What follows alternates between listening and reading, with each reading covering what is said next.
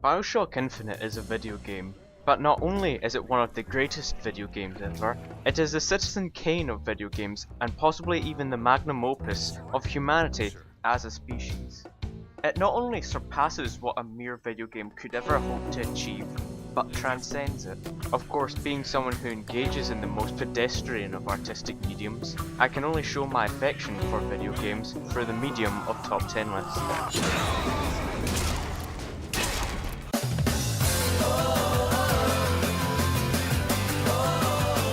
The very first thing Booker does when he's transported to the mysterious floating city of Columbia is to swig a bottle of gene-altering and potentially lethal drugs.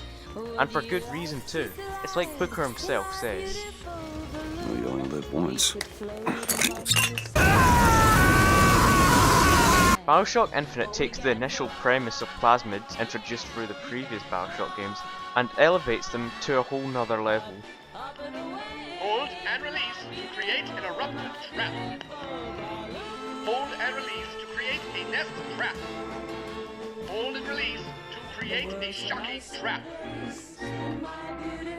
Hold and release to create an explosive trap. The great variety of plasmids is truly a wonder to behold, and out of all the plasmids, hand vaginas was definitely my favourite.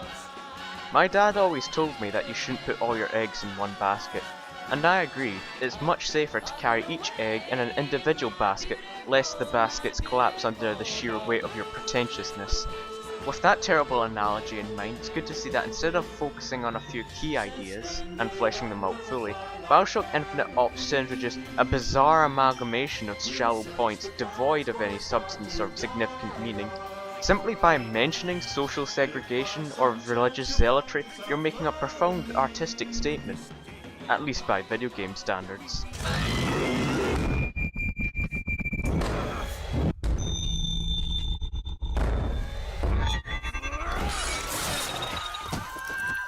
I love violence. I really do. So with the plasmids all being exactly the fucking same, and with no other gameplay elements present, Bioshock Infinite's gunplay has to carry about 99% of the game's runtime. Thankfully though, there was a bit of pretty ingenious design work behind the gunplay. There's a 2 weapon limit and a low ammo count. This, when combined with an incredibly expensive upgrade system and arbitrarily doubling the weapon count halfway through the game for absolutely no reason, means you can only invest in a few effective weapons, and due to the ammo constraints, you'll have to be forced to trade them out with terrible ones. The enemies are all bullet sponges with no sense of self-preservation.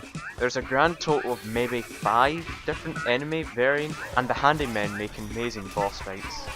There are also little tooltips which are also incredibly handy throughout the game. See, when I've gone 5 seconds without shooting something, bloodlust overtakes me and I begin mowing down unarmed civilians. So it's nice to see that while the red mist is set in, the game reminds me to fire in short control bursts.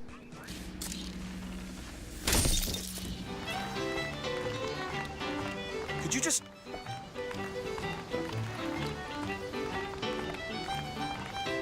Hey, I need you to stop. When writing a top 10 list, there has to be some kind of useless filler that doesn't really talk about anything of any real purpose and just serves as a distraction, so it can fill another point before moving on. Alright, miss. Come on. With so many characters in Bioshock Infinite, you may think it would be impossible to make them all interesting and engaging. Irrational Games sidesteps this issue by writing them all off as simple caricatures with no actual depth. From the religious bigot to the wronged minority who takes things too far, the cynical anti-hero with a dark past, or the cutie pie industrialist with a heart of gold. This is all without even mentioning Elizabeth. Elizabeth. Isn't she just perfect? Her beautiful eyes, that awesome rack. I just love everything about her. It's great that she only gets mildly bothered by my first act of mass murder and then proceeds to not give a fuck about the rest. I swear, if I hadn't already committed myself to the one true goddess, Venomancer, I would swear my vows right here and now. We have company. We do indeed. Why are you following me? We were already here. Why are you following us? Aperitif. You missed. You'll find the going tough enough without squandering your friends. Or your ammunition. Okay, I don't really have anything negative to say about these two, I just need to pad this list out a bit more. Giant balloons. What does Mr. Fink want with us? Excuse me, miss, but Mr. Fink's interest is strictly in the gentleman.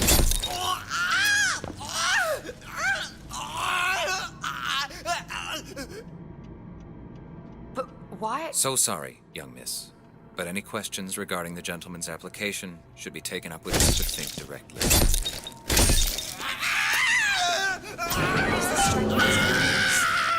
Doesn't strike me as good news. I, like everyone who posts shitty videos on the internet, am a pretty cool guy who's down to earth and keeps up with the latest urban culture. So to quote my lifelong hero and brother from another mother, Jay-Z, nigga needs to know, keeping it real, you feel me? With those ghetto words in mind, it's good to see this being practiced by Irrational Games. In spite of trying to be a video game with some kind of story of some description, they never forget that it is still a video game. Anytime Booker DeWitt attempts to voice any kind of regret or grief for prior actions, you can quickly forget about it by walking into an unarmed woman's house and tearing her face off with your hook. Interactivity and player choice is also an integral part of Bioshock Infinite, and it is worked seamlessly into the game. Ask him what happened to your finger. Ask DeWitt. Let go of me. Ask him. Ask the false shepherd. Tell her. Tell her, false shepherd. Tell her the truth. My hand. Tell her. Tell Please her let about go. her finger.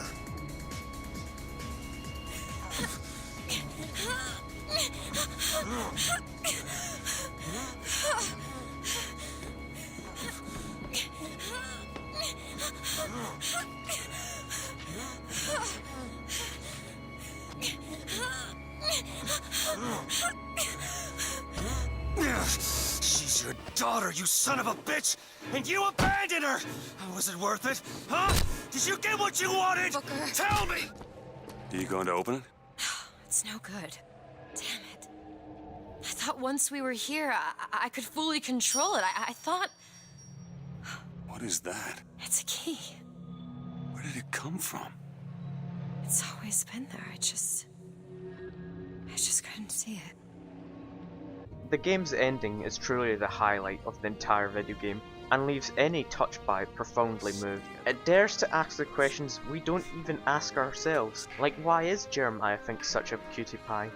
Why does Comstock live in Fort Doom? Where did that key come from? How didn't Booker or Elizabeth realise that they couldn't carry a ton of equipment on their back? Why is there a ghost? I mean really, a fucking ghost. Jesus Christ, this is the most stupid thing I think of ever. If in this world you're a hero to the Vox Populi, then why does absolutely every single one of them try to kill you without question? And if there are an infinite amount of universes, what is the purpose of Booker accepting the drowning? Because surely, in other parallel universes, Booker would refuse this sacrifice, and thus some Comstocks would survive the ending. But of course, for the uninitiated of you, these questions are all answered by Constants and variables. Like most video game enthusiasts, I have absolutely no understanding of quantum physics, the sciences as a whole, and possibly also basic sentence construction, but what I do know about quantum physics is that it's just like magic, anything is possible and can be flippantly explained by it. With the simple combination of Constants and variables. and infinite worlds, anything is possible, and if you didn't realise this, or didn't like the ending for a multitude of reasons, then it was clearly just too deep for you. Overall, it forms a nice cohesive ending that ties together absolutely nothing that has been built on in the last 8 hours, and just serves as a 15-minute convoluted exposition dump. Game of the year, forever. No one tells me where to go. Booker, you've already been.